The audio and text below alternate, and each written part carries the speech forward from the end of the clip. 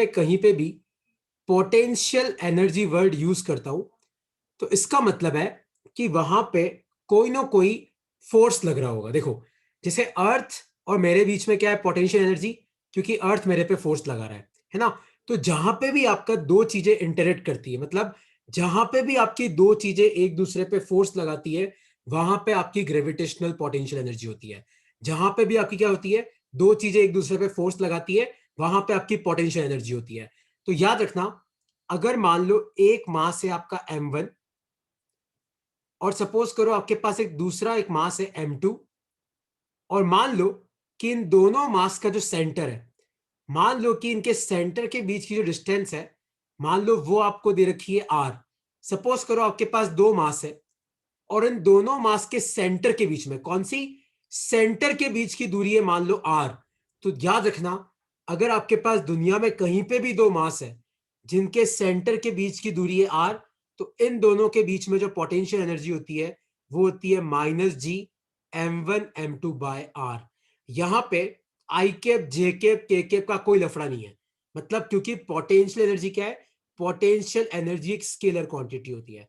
इसकी ऐसा यूनिट क्या होती है, इसकी ऐसा यूनिट होती है जूल। तो यहां पे आई कैप जे कैप के कैप का कोई लफड़ा नहीं है। आपको बस क्या करना है, -G इंटू पहला मास इंटू दूसरा मास अपॉन इनके सेंटर के बीच में क्या दूरी है। जैसे मान लो अगर मैं तुम्हें एक सिंपल सा क्वेश्चन कराऊं, क्योंकि अगला सर टॉपिक है। हाँ पूछो। सर -G होने का रीजन? देख, अगर कहीं पे भी फोर्स एट्रैक्टिव होता है ना, जब भी आपका फोर्स एट्रैक्टिव होता है तो पोटेंशियल एनर्जी नेगेटिव होती है। जब भी आपका फोर्स रिपल्सिव होता है तो पोटेंशियल एनर्जी पॉजिटिव होती है। और जब मैं इसका डेरिवेशन कराऊंगा ना, तब तुम्हें अपने आप समझ में आ जाएगा कि माइनस कहां से आया। इसका एक डेरिवेशन भी है, वो भी मैं तुम्हें कराऊंगा। पहले मैं तुम्हें फॉर्मूला यूज करना सिखा रहा हूं। तो जब भी याद रखना, कभी भी तेरा एट्रैक्टिव फोर्स होता है ना, तो आपकी पोटेंशियल एनर्जी नेगेटिव होती है। जब भी रिपल्सिव फोर्स होता है ना, तो पोटेंशियल एनर्जी पॉजिटिव होती है। जैसे अगर मान ले दो पॉजिटिव चार्ज है, तो पॉजिटिव पॉजिटिव को रिपेल करता है, तो वहां पे पॉजिटिव होगी। लेकिन मान ली एक पॉजिटिव है एक नेगेटिव है, तो पॉजिटिव नेगेटिव को अट्रैक्ट करता है, तो उन दोनों के बीच में क्या हो जाएगी, नेगेटिव हो जाएगी, है ना। तो अब एक क्वेश्चन इसका तुम ध्यान से समझना, क्योंकि अगला तुम्हें करना है और उसके बाद में एक टॉपिक और कराऊंगा, अगला लंबा है, और फिर मैं पोटेंशियल पे आऊंगा। तो पहले तुम ध्यान से सुनो। दुनिया में अगर कोई भी दो मास m1 और m2 जिनके सेंटर के बीच में कितनी डिस्टेंस है r, तो उन दोनों के बीच में पोटेंशियल एनर्जी कितनी होती है, -G इंटू पहला मास इंटू दूसरा मास अपॉन r। ठीक है। तो अब देखो, एक क्वेश्चन मैं करा रहा हूं। सपोज करो आपके पास यहां पे 2 kg का मास है, यहां पे 3 kg का मास है, और मान लो कि इनके सेंटर के बीच की डिस्टेंस है 2 मीटर। तो बताओ इनके बीच में कितनी पोटेंशियल एनर्जी है। तो -G m1 m2/r। तो माइनस की जगह माइनस, जी की जगह जी। पहला मास 2 है, दूसरा मास 3 है, और डिस्टेंस कितनी है, 2, 2 से 2 गया, तो आपका आंसर कितना आया, -3G जूल। चाहो तो जी की वैल्यू पुट करो। अगर मान लो एमसीक्यू है और वहां पे जी की वैल्यू पुट नहीं कर रखी है, तो आप यही छोड़ दो, कोई फर्क नहीं पड़ता, है ना। इस तरीके से हम लोग क्या निकालते हैं, दो मास के बीच में पोटेंशियल एनर्जी निकालते हैं। कितने मास के बीच में, दो मास के बीच में पोटेंशियल एनर्जी निकालते हैं। ठीक है। तो अब तुम एक क्वेश्चन तुम लोग सॉल्व करना, फिर एक इंपॉर्टेंट कंसेप्ट में बताऊंगा, और उसे जल्दी सॉल्व करना है ना थोड़ा सा। सपोज करो कि आपके पास ये एक मास है m, इसका रेडियस है r, और मान लो यहां पे एक और मास है जिसका मास है 2m, और मान लो जिसका रेडियस है 2r। ठीक है। और ये दोनों एक दूसरे को टच कर रहे हैं, इन दोनों ने एक दूसरे को यहां पे टच कर रखा है। ये इसका सेंटर है, ये इसका सेंटर है। आप मुझे बताओ कि इन दोनों के बीच में कितनी पोटेंशियल एनर्जी होगी। Find potential energy. कोई बोलेगा नहीं, आपका आंसर आ जाए आप टाइप कर दो, और नहीं तो आप देखो, चेक करो आपका आपका आंसर, और मैं जो बता रहा हूं वो सही की गलत। देखो जल्दी क्या आएगा इसका आंसर, सोचो।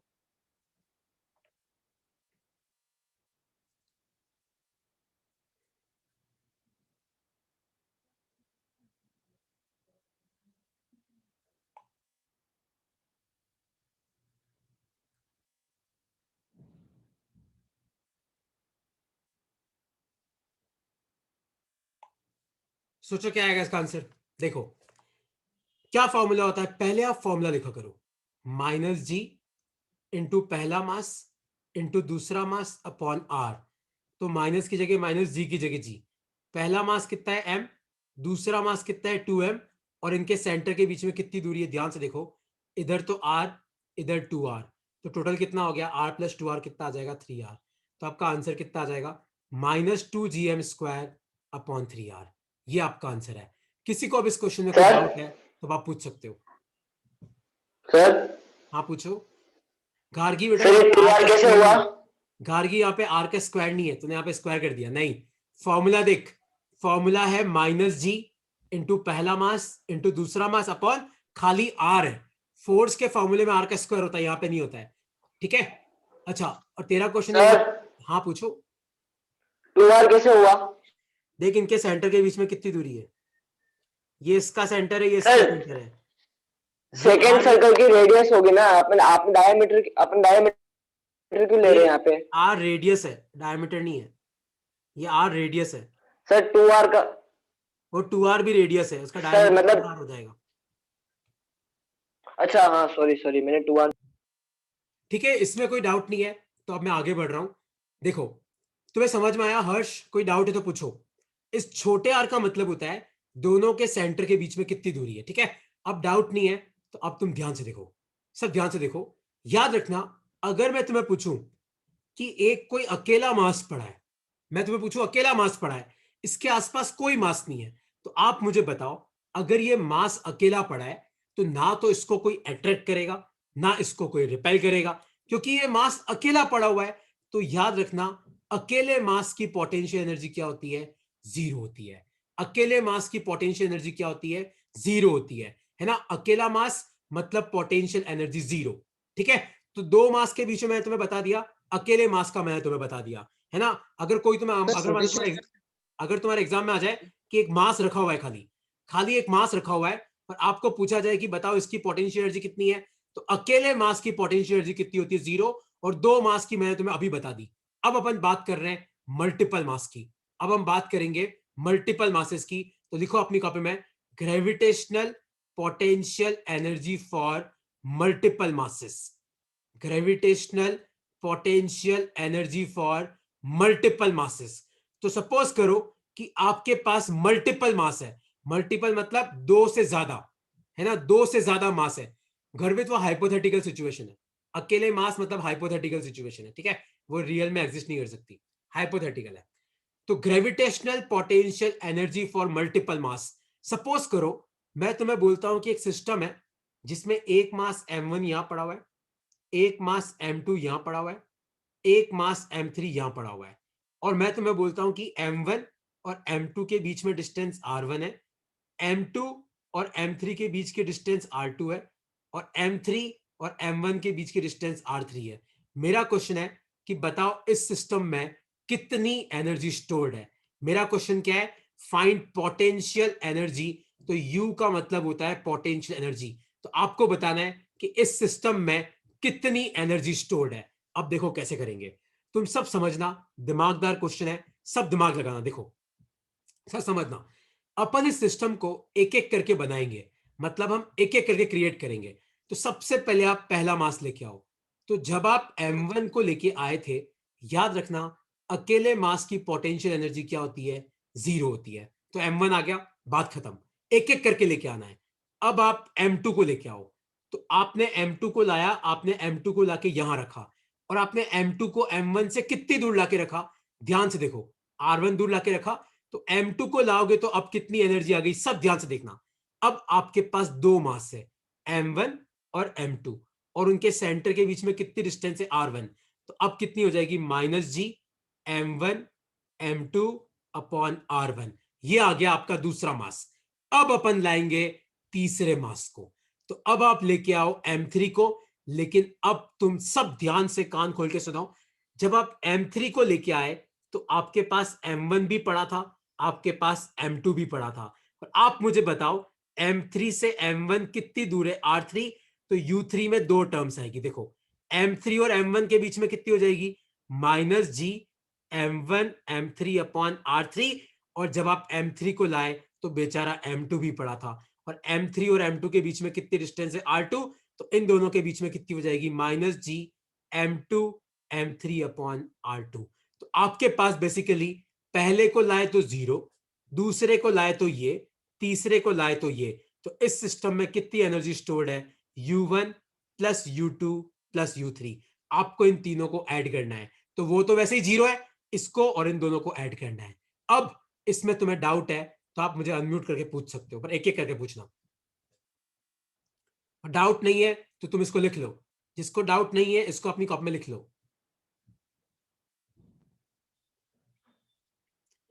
लिख लो, क्योंकि अगला क्वेश्चन तुम्हें सॉल्व करना है और फिर मैं आऊंगा पोटेंशियल पे। और रानू आप वहां से देखना आपका क्वेश्चन कैसे सॉल्व होगा, ठीक है? जिसको डाउट नहीं है वो लिख लो, ये डाउट है तो पूछो, नहीं तो अगला क्वेश्चन तुम्हें सॉल्व करना है। पहले मैं हेल्प कर दूंगा, फिर एक तुम्हें सॉल्व करना है।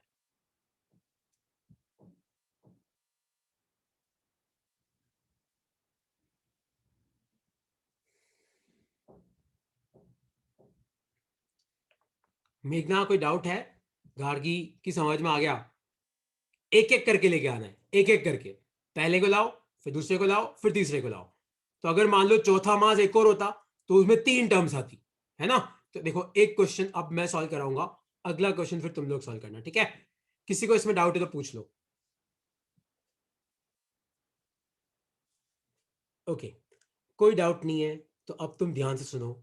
अगर मान लो तुम्हारे एग्जाम में एक क्वेश्चन आता है कि आपके पास एक सिस्टम है ऐसा कि एक मास m यहां पड़ा हुआ है, एक मास m यहां पड़ा हुआ है, एक मास m यहां पड़ा हुआ है, और ये डिस्टेंस आपको a दे रखी है और ये डिस्टेंस आपको a दे रखी है। और याद रखना, मान लो ये राइट एंगल ट्राइंगल है तो आपका हाइपो कितना होगा? याद रखना इसका हाइपो कितना आ जाएगा, √2 है ना। Perpendicular square equal to hypo का स्क्वायर प्लस बेस का स्क्वायर। तो मेरा क्वेश्चन है कि बताओ इस सिस्टम में कितनी पोटेंशियल एनर्जी स्टोर्ड है ना। अब तुम सब ध्यान से देखना, यहां पे तुम क्या करो, पहले एक मास को 1 ले लो, एक को 2 ले लो, एक को 3 ले लो। कोई फर्क नहीं पड़ता किसको आप 1 ले रहे हो, किसको 2 ले रहे हो, किसको 3 ले रहे हो। अब अपन एक एक करके लेके आते हैं। सबसे पहले अपन 1 को लेके आते हैं, तो U1 तो कितना हो जाएगा 0। फिर अपन 2 को लेके आते हैं, तो अपन कैसे करेंगे, एक एक करके सिस्टम बनाते हैं। तो मान लो पहले मैं 1 को लेके आ गया तो m आ गया। अब मैं इस दूसरे को लेके आ रहा हूं, तो आप मुझे बताओ U2 कितना होगा, क्योंकि आपने दूसरा मास यहां लाके रखा। कितनी दूरी पे? ध्यान से देखो, a दूरी पे। ठीक है, अब सिस्टम में कितना आ गया, -g। एक मास m है, दूसरा मास भी m है, और नीचे क्या आ जाएगा, a। ठीक है, अब अपन क्या करेंगे, अब अपन तीसरे मास को लेके आएंगे। किसको? इस m को। तो इस m को जब मैं यहां लाके रखूंगा तो U3 देखो कैसे लिखेंगे अपन। तो एक तो इससे a दूरी पे ये पड़ा हुआ है, तो इनके बीच में कितना आ जाएगा, -g इंटू पहला मास इंटू दूसरा मास अपॉन a, और इससे √2a दूरी पे ये पड़ा हुआ है। तो इन दोनों के बीच में कितना आ जाएगा, -g इंटू पहला मास इंटू दूसरा मास अपॉन √2 है। तो इस सिस्टम में टोटल एनर्जी कितनी स्टोर्ड है, आप इन तीनों को ऐड करो तो -gm²/a, वो तो 0 है, उसको छोड़ दो। और यहां से कितना आएगा, -gm²/a और -gm² अपॉन √2 है। ये आपका आंसर है। तो इस सिस्टम में कितनी एनर्जी स्टोर्ड है, इतनी एनर्जी स्टोर्ड है। और कोई डाउट है तो पूछो। गर्वित, ये एक हाइपोथेटिकल सिचुएशन है गर्वित, कि अकेला मास है ना, दुनिया में अकेला मास नहीं हो सकता। हाइपोथेटिकल सिचुएशन है कि मान ले कि किसी यूनिवर्स में एक कोई मास अकेला पड़ा हुआ है। तो अगर कोई मास अकेला है तो उस पर फोर्स क्या लगेगा, 0। जब उस पर कोई फोर्स ही नहीं लग रहा है तो पोटेंशियल एनर्जी भी क्या होगी, 0। हाइपोथेटिकल सिचुएशन है कि अकेले मास की एनर्जी क्या होती है, 0। तो पहले आपको U1 लिखा, फिर मैंने U2 लिखा, फिर मैंने U3 लिखा और इन तीनों को ऐड कर दिया। अब कोई डाउट है, जतिन, सर हर्ष? हाँ पूछो पूछो। सर सेकंड में भी दो पोटेंशियल एनर्जी होगी क्या? सेकंड वाले में नहीं, थर्ड वाले में। पर सर सेकंड में तो पहला मास और तीसरा मास दोनों जुड़ा हुआ है, तो ऐसे मत सोच, तू एक एक करके लेके आ। सबसे पहले फर्स्ट को लेके आया, वो अकेला तो 0। फिर तू दूसरे को लेके आया, जब तू दूसरे को लेके आया तो तीसरा वहां पे था नहीं, तीसरा बाद में आया है। तो एक एक करके लेके आ। तो जब तू दूसरे को लेके आया तो खाली पहला ही तो वहां पड़ा था। जब दूसरा आया तो खाली 2 ही है, 2 के बीच में कितनी होती है, इतनी। और जब तू तीसरे को लेके आया तो इन दोनों के बीच की भी लेनी है और इन दोनों के बीच की भी लेनी है, इसलिए एक एक करके लेके ओके आओ। सर। ठीक है, तो ये तुम्हारा टॉपिक है, gravitational potential energy stored between multiple masses. एक मास का 0, 2 के बीच का भी हो गया 3, 4 वाला है तो 4 वाला भी तुम कर सकते हो। अब कोई दिक्कत की बात नहीं है। और कोई डाउट है तो इसमें पूछो, नहीं तो मैं नेक्स्ट टॉपिक पे बढ़ रहा हूं। देखो, अब कोई डाउट नहीं है तो रानू आप ध्यान से समझना, क्योंकि इसका कंसेप्ट थोड़ा सा वियर्ड है। टॉपिक लिखो अपनी कॉपी में, ग्रेविटेशनल पोटेंशियल। टॉपिक लिखो, बहुत आसान टॉपिक है, लेकिन तुम सब कंसेप्ट समझना। ग्रेविटेशनल पोटेंशियल, टॉपिक लिखो अपनी कॉपी में, ग्रेविटेशनल पोटेंशियल। अब ग्रेविटेशनल पोटेंशियल है क्या? तो पहले तुम एक काम करो, पहले इसका तुम फॉर्मूला समझो, बाद में मैं तुम्हें इसका वैल्यू या फिर इसका डेफिनेशन बताऊंगा, है ना। तो पहले तुम फॉर्मूला समझना। देखो, दुनिया में अगर कोई भी मास है m, ध्यान से सुनना, उससे r दूरी पे, किसी भी मास m से r दूरी पे अगर कोई पॉइंट है, तो वहां पे ग्रेविटेशनल पोटेंशियल होता है -gm/r। याद रखना, ग्रेविटेशनल पोटेंशियल एक स्केलर क्वांटिटी है। इसकी जो एसआई यूनिट होती है वो होती है जूल/केजी। और इसको उल्टा समझो, अगर मैं तुम्हें उल्टा पूछूं कि अगर मैं तुम्हें पूछूं कि बताओ इस पॉइंट पे कितना पोटेंशियल है, तो आप चेक करो कि यार इस पॉइंट पे पोटेंशियल कब होगा? जब आसपास मास होंगे। तो चेक करो, इस पॉइंट से आर दूरी पे कितना मास है m, तो पोटेंशियल क्या हो गया? -g इंटू कितना मास है अपॉन कितनी दूरी पे है। अगर तुम्हें ये कंसेप्ट समझ में आ गया, अगर तुम्हें ये कंसेप्ट समझ में आ गया तो बहुत आसान हो जाएगा, है ना। रानू देख, इस ये जो लाइन में बोला ना, इसी में तेरे सारे आंसर छुपे हुए हैं। मेघनाथ ध्यान से सुनना, अगर मैं बोलूं कि किसी भी पॉइंट पे कितना पोटेंशियल है, तो आपको क्या करना है? आप ढूंढो, और यार आसपास कहां का मास है, तो आर दूरी पे कितना है m, तो पोटेंशियल -gm/r। सबसे इंपॉर्टेंट याद रखना कि ये एक स्केलर क्वांटिटी है, यहाँ पे आई कैप जे कैप के कैप का कोई लफड़ा नहीं होता। इसकी ऐसा यूनिट क्या होती है? जूल/केजी। ये कैसे आएगी ये स्लाइड के एंड में बताऊंगा, अगर टाइम नहीं हुआ तो नेक्स्ट क्लास में पक्का बताऊंगा कि ये फॉर्मूला आया कैसे और डेरिवेशन क्या है। लेकिन अभी क्योंकि मैं इसको बोरिंग नहीं बनाना चाहता, तो एक बार अपन फॉर्मूला यूज करना सीखेंगे, ठीक है। तो तुम ध्यान से सुनो, सपोज करो मैं तुम्हें बोलूं कि यहां पे 2 kg का मास पड़ा हुआ है और इससे 2 मीटर दूरी पे बताओ इस पॉइंट पे कितना पोटेंशियल होगा। तो पोटेंशियल क्या होता है? -g इंटू 2 मीटर की दूरी पे 2 kg पड़ा हुआ है, तो कितना मास पड़ा हुआ है? 2, कितनी दूरी पे? 2, 2 से 2 गया तो आपका आंसर कितना आया? -g। और ऐसा ही यूनिट कितनी है? जूल/केजी। ठीक है, ये एक सिंपल सा फॉर्मूला है, लेकिन इस फॉर्मूले को देखना, यूज करना भी बहुत भारी है। तो बस एक बार तुम इस फॉर्मूले को समझो कि दुनिया में कोई भी मास है m, तो उसके सेंटर से r दूरी पे कितना पोटेंशियल होता है? -gm/r। कितना होता है? -gm/r। लिख लो एक बार इसको, लिख लो एक बार इसको, लिख लो।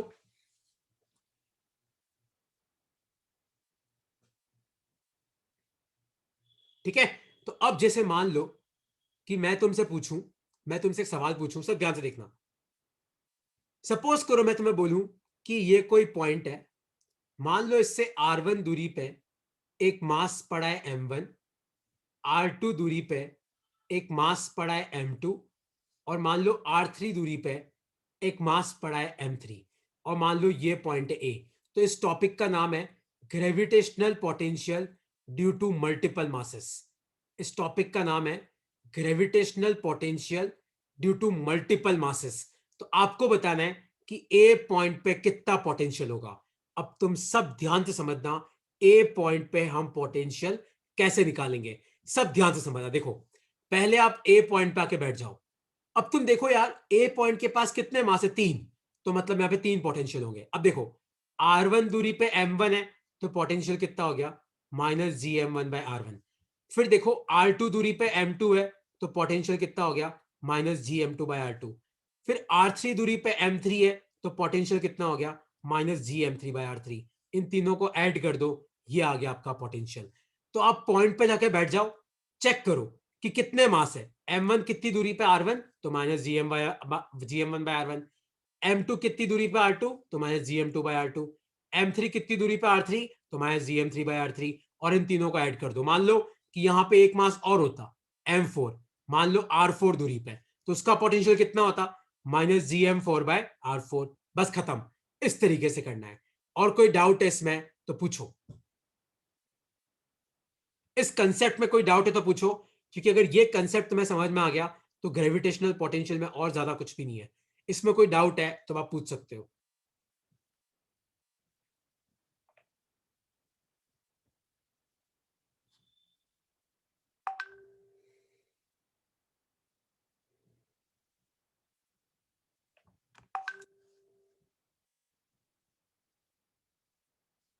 ठीक है, कोई डाउट नहीं है। तो अब तुम सब मुझे बताओ, सब सोच के बताना। तो क्वेश्चन है ये कि आपके पास एक रिंग है, आपके पास क्या है, एक रिंग, और इस रिंग का जो मास है वो है m, और इस रिंग का जो रेडियस है वो है r, और ये इसका सेंटर है। तो मेरा क्वेश्चन है find potential at centre of ring. मेरा क्वेश्चन है find potential at centre of ring. तो आपको बताना है कि इस रिंग के सेंटर पे कितना पोटेंशियल होगा। सोचो, तो मेरा क्वेश्चन है कि इस रिंग के सेंटर पे कितना पोटेंशियल होगा। लगाओ दिमाग, सब लगाओ दिमाग, कितना आंसर आएगा इसका। सोचो, पोटेंशियल क्या होता है, -g इंटू कितना मास है अपॉन कितनी दूरी पे पड़ा हुआ है। तो तुम सब थोड़ा सा दिमाग लगाओ। तो इस रिंग का जितना भी मास है वो सेंटर से कितनी दूरी पे पड़ा हुआ है, आर की नहीं पड़ा हुआ है। सोचो, इस रिंग का कोई भी मास लो, देखो यहां पे कोई मास लो तो भी कितनी दूरी पे आर, यहां पे कोई मास लो तो भी कितनी दूरी पे आर। तो इस रिंग के सेंटर पे कितना पोटेंशियल होगा, -g into M upon R. क्योंकि ध्यान से देखो, तो सेंटर से सारा का सारा मास कितनी दूरी पे पड़ा हुआ है, आर दूरी पे पड़ा हुआ है। तो इस रिंग के सेंटर पे कितना पोटेंशियल होगा, -gm अपॉन आर। किसी को भी इसमें कोई डाउट है तो आप पूछ सकते हो। सर आर तो 0 होगा ना? कैसे 0 होगा? अगर मान ले यहां पे कोई छोटा सा मास ले, यहां पे कोई छोटा सा मास ले, तो चेक कर सेंटर से वो मास कितनी दूरी पे है। अरे सर बट जो मास का सेंटर है वो तो आर से माइनस हो जाएगा ना सर? नहीं, देख पोटेंशियल क्या होता है, कोई भी मास m उसके सेंटर से r दूरी पे। देख यहाँ पे मैं ना टोटल मास की बात नहीं कर रहा हूं, यहाँ पे इस रिंग का, मैं समझ गया तू क्या कर रहा है, इस रिंग का सेंटर ढूंढ रहा है। नहीं, यहाँ पे रिंग का सेंटर नहीं देखेंगे, ये एक्सटेंडेड बॉडी है ना, यहाँ पे इस तरीके से देखा जाता है कि मान ले कि रिंग पे यहाँ पे छोटा सा मास ले, मान ले यहाँ पे रिंग पे छोटा सा मास ले, और चेक कर कि इसके सेंटर से ये छोटा सा मास कितनी दूरी पे, आर दूरी पे, तो -gm/r। यहाँ तो पे फिर सर जो रिंग सेंटर ऑफ मास का फंडा मत लेके आए यहाँ पे। Okay sir. है जैसे मान ले कि मैं तेरे को इसको मैथमेटिकली समझाऊं, इसको जैसे मान ले मैं मैथमेटिकली प्रूव करूं। मैं समझ गया तेरा डाउट क्या है, तू क्या कर रहा है, मैं समझ गया तू क्या कर रहा है, तू सेंटर ऑफ मास से डिस्टेंस ढूंढ रहा है। नहीं, है ना, देख समझ, सपोज कर कि ये रिंग है, और मान ले कि इस रिंग का सेंटर है, और मान ले एक काम कर कि यहां पे एक छोटा सा मास ले dm, ठीक है, चेक कर कि वो सेंटर से कितनी दूरी पे, आर पे, तो इसका छोटा सा पोटेंशियल कितना होगा, -g into dm upon R. होगा कि नहीं होगा, सोच, -g इंटू छोटा सा मास अपॉन वो कितना दूर पड़ा है, आर। अब इधर इंटीग्रेट कर, इधर इंटीग्रेट कर, खाली dv का इंटीग्रेशन v होता है, -g और r कांस्टेंट है, खाली dm का इंटीग्रेशन मास होता है। तो देख पोटेंशियल कितना आया, -gm/r। इस तरीके से निकालते हैं, ठीक है। तो तुम क्या करो, देखो वापस सुनना, आपको जिस पॉइंट पे पोटेंशियल निकालना है, आप चेक करो कि उससे कितनी दूरी पे मास पड़ा हुआ है। तो r दूरी पे अगर मास m पड़ा हुआ है तो पोटेंशियल क्या होगा, -gm/r। ठीक है, अब एक क्वेश्चन तुम और सॉल्व करना। तो क्वेश्चन है ये, सब क्वेश्चन ध्यान से देखो, ये तुम्हारी एनसीईआरटी के पीछे का क्वेश्चन है। अब तुम सब ध्यान से देखो, सपोज करो कि ये कोई रिंग है, इस रिंग का मास है m, और इस रिंग का जो रेडियस है, इस रिंग का रेडियस है वो है r। तो मेरा क्वेश्चन है कि बताओ सेंटर से x दूरी पे, यहां पे इस जगह कितना पोटेंशियल होगा। सोचो, ये तुम्हारे एनसीईआरटी के पीछे का क्वेश्चन है, इसके आगे 2 स्टार लगा देना। सोचो क्या होगा इसका आंसर। ये कोई रिंग है, इस रिंग का मास है m, रेडियस है r, मतलब ये रेडियस है, और मेरा क्वेश्चन है कि बताओ इस पॉइंट पे कितना पोटेंशियल होगा। सोचो सब, थोड़ा चेक करो कि यहां से आपका मास कितनी दूरी पे, ये x से ये r है, तो हाइपो कितना होगा, r² प्लस x²। होगा कि नहीं होगा? तो चेक करो यहां पे पोटेंशियल कितना आएगा, -gm upon root of r² plus x²। Sir ये क्या हो गया? सर अपन ने मतलब वहीं से क्यों लिया सर पॉइंट? पॉइंट कहीं अपन को भी सेंटर ले से लेना चाहिए था ना सर। गर्वित, कहीं भी ले, जैसे मान ले ये वाला पॉइंट ले ले, जैसे मान ले नीचे वाला पॉइंट ले, यहां से ये 3D है, ये 3 डायमेंशन फिगर है, जैसे मान ले तू यहां से ले और ज्वाइन कर, तो ये तेरा ओके सर। परपेंडिकुलर और बेस तेरा एक्स, हाइपो तेरा यही आएगा सब केस में। ओके सर, मुझे लगा ये 3D नहीं, मैं इसको 2D अज्यूम नहीं नहीं 3D है कर रहा था, इसलिए मुझे ये लगा। 3D है। ओके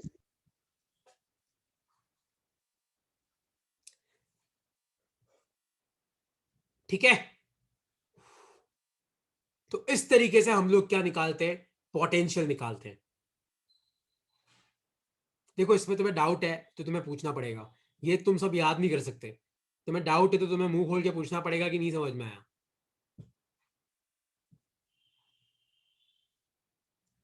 ठीक है, अच्छा अब देखो, अब मैं थोड़ा सा वापस लो डाउन हो जाता हूँ, थोड़ा हाई टॉपिक आ गया था। अच्छा ये लिख लिया तुम लोगों ने, तो मैं नेक्स्ट टॉपिक पे आता हूँ, क्योंकि नेक्स्ट टॉपिक के बाद फिर एक बार लिख लो और डाउट है तो पूछो, और लिख लिया हो तो मैं नेक्स्ट टॉपिक पे आ रहा हूँ। सब ध्यान से सुनना, नेक्स्ट टॉपिक है क्या, बहुत आसान है, लेकिन ये वेक्टर है, तो ध्यान से लिखो अपनी कॉपी में, ग्रेविटेशनल, टॉपिक लिखो अपनी कॉपी में, ग्रेविटेशनल फील्ड इंटेंसिटी।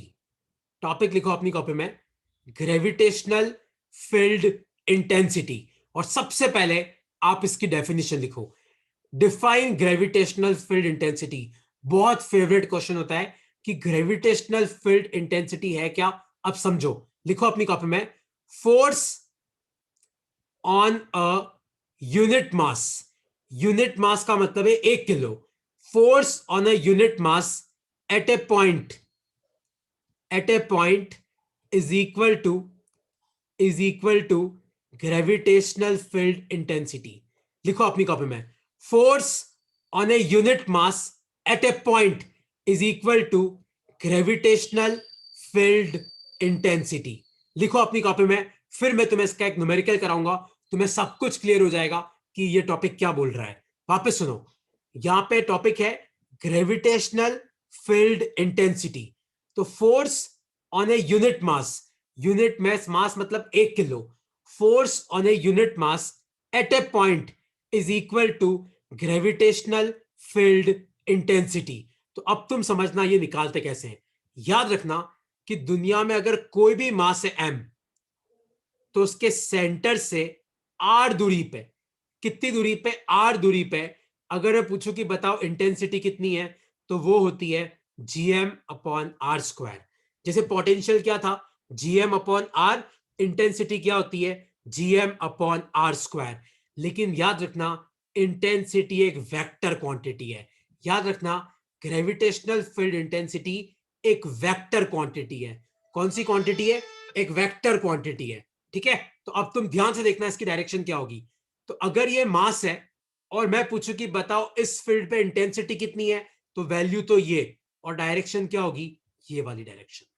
आपकी डायरेक्शन क्या होगी, इन दोनों को ज्वाइन करो और मास की तरफ एरो बनाओ। किसकी तरफ, मास की तरफ एरो बनाओ।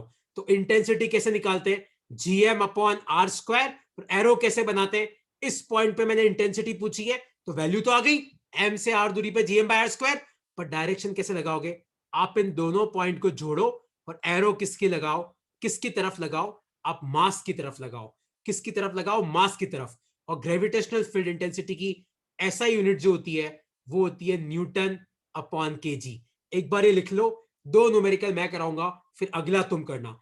तुम समझना न्यूमेरिकल करते कैसे हैं, लेकिन याद रखना gravitational field intensity vector quantity है और इसकी ऐसा यूनिट कितनी होती है, न्यूटन अपॉन केजी। एक बार खाली फॉर्मूला लिख लो, इसको यूज करने का तरीका मैं तुम्हें सिखा रहा हूं।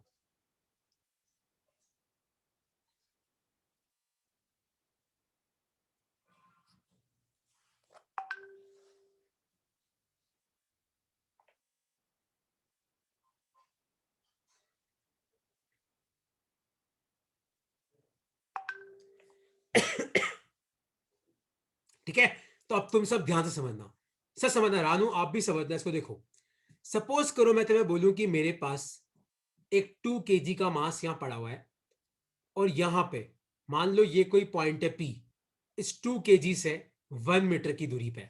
तो मेरा क्वेश्चन है कि बताओ P पॉइंट पे ग्रेविटेशनल फील्ड इंटेंसिटी कितनी होगी। देखो कैसे करेंगे, पहले आप वैल्यू निकाल लो, G M upon R square.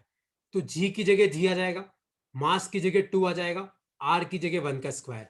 तो ये कितना आ गया 2g। अब क्या करो, आप इनको ज्वाइन करो और एरो किसकी तरफ लगाना है, मास की तरफ। तो आप मुझे बताओ कि ये डायरेक्शन तो आई कैप होती है, ये जे कैप होती है, ये माइनस आई कैप होती है, ये माइनस जे कैप होती है। तो यहां पे ब्रैकेट में क्या आ जाएगा, माइनस आई कैप न्यूटन अपॉन के जी। ये इसका आंसर है। किसी को इसमें कोई डाउट है तो पूछ सकते हो। देखो फॉर्मूला क्या है, GM upon R square. Direction कैसे निकालते हैं, आप मास को और पॉइंट को ज्वाइन करो, ठीक है, और एरो किसकी तरफ बना दो, मास की तरफ, और चेक करो ये डायरेक्शन कितनी आ गई, माइनस आई कैप। तो आपका आंसर कितना आया, 2g माइनस आई कैप न्यूटन अपॉन के जी। तो ये तो एक सिंपल क्वेश्चन था, क्योंकि यहां पे तुम्हें सिंपल सा माइनस आई कैप दिख गया। अगर मान लो सिंपल नहीं हो तो कैसे करेंगे, उस पर मैं आता हूं। इसमें किसी को डाउट है तो पूछो, क्योंकि एग्जैक्ट एक ऐसा क्वेश्चन तुम्हें करना है, फिर मैं उस कॉम्प्लेक्स वाले पे आऊंगा। तो याद रखना, आज हमने 3 बड़े बड़े टॉपिक्स पढ़े। कौन से पढ़े, एनर्जी, पोटेंशियल, इंटेंसिटी। बड़े बड़े टॉपिक्स हैं। तो एक क्वेश्चन अब तुम्हें करना है, ठीक है। तो क्वेश्चन क्या है, तुम ध्यान से सुनो। सपोज करो कि यहां पे कोई एक मास है 6 kg, और यहां पे एक पॉइंट है 2 मीटर की दूरी पे, इस जगह पॉइंट पी। तो मेरा क्वेश्चन है, find gravitational intensity at point P. Find I, I मतलब होता है gravitational intensity at point P. सोचो क्या आएगा इसका आंसर, सोचो, सब लगाओ दिमाग, क्या आएगा इसका आंसर। एक 6 kg है, इन दोनों के बीच में 2 मीटर की दूरी है। तो आपको बताना है कि पी पॉइंट पे ग्रेविटेशनल इंटेंसिटी क्या होगी।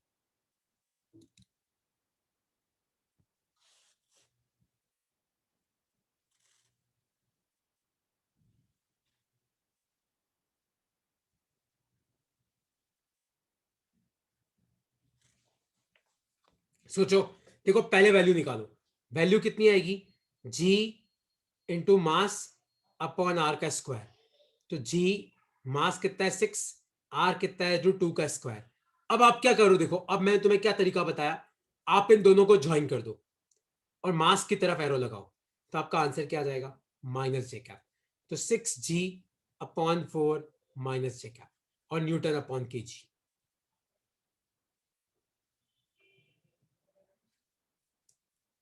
ठीक है, इस तरीके से निकालते हैं। किसी को इसमें डाउट है तो पूछो। देखो आसान है, मैं बोल रहा हूं आसान है, बस तुम्हें कंसेप्ट समझना है।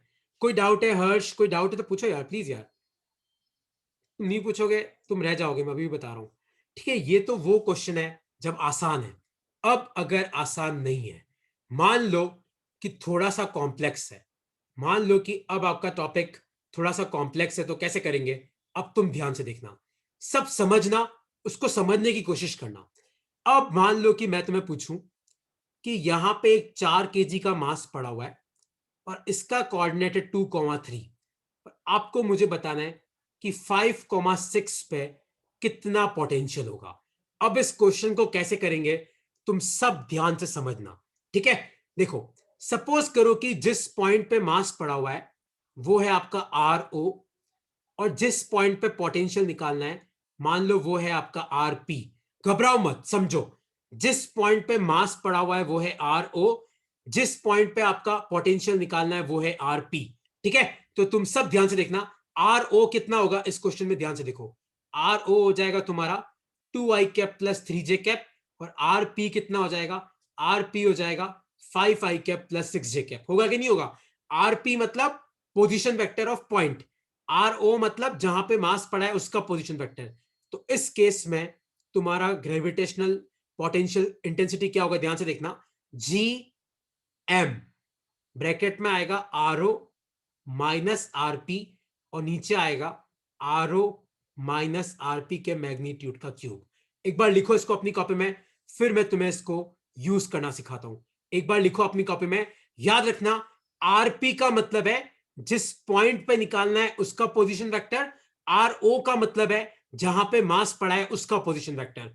जी की जगह जी, एम की जगह एम। और इस फॉर्मूले को यूज कैसे करते हैं मैं तुम्हें सिखाऊंगा। एक बार खाली अपनी कॉपी में इस फॉर्मूले को लिखो, एक बार लिखो इसको, रानू लिख लो, फिर मैं तुम्हें इसको यूज करना सिखाता हूं।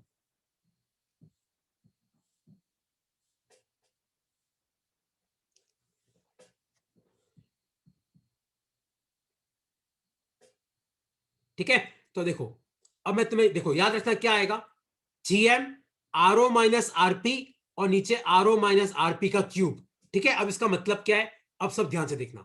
सपोज करो कि मैं तुम्हें बोलूं कि 1 kg पड़ा हुआ है 1,2 पे, और आप मुझे बताओ कि 6,4 पे ग्रेविटेशनल इंटेंसिटी कितनी होगी। देखो मास कितना है 1 kg, और आपका RO कितना है, RO आपको दे रखा है I cap plus 2 J cap, है ना, 1, और RP कितना है 6I cap plus 4 J cap, क्योंकि 6,4 है।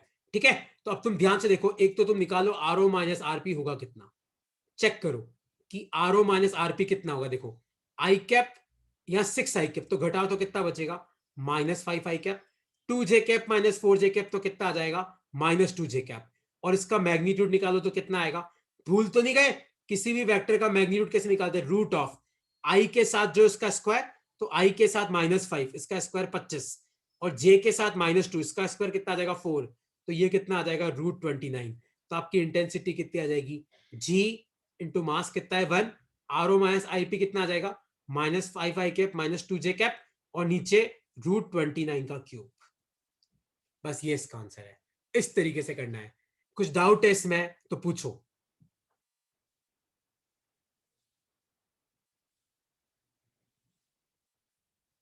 रानू डाउट है कि तुम्हें समझ में आया, इस फॉर्मूले को याद रखना, -GM RO माइनस RP उसका क्यूब। तो ये क्यूब कहाँ से आया, अच्छा एक मतलब सेकंड, फॉर्मूले में? हाँ देख देख, ग्रेविटेशनल इंटेंसिटी क्या होती है, GM अपॉन R स्क्वायर, लेकिन डायरेक्शन के लिए अपन R कैप लगाएंगे,